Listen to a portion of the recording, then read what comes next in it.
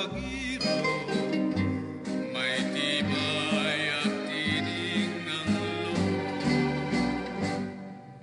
Bulaklak na tanging marilag, hantungan ang madlang pangarap. Yan ang dalagang Pilipina, karapat-dapat sa isang tunay na pagsinta.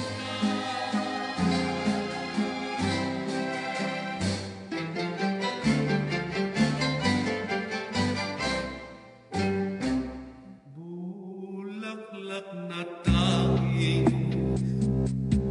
marilag,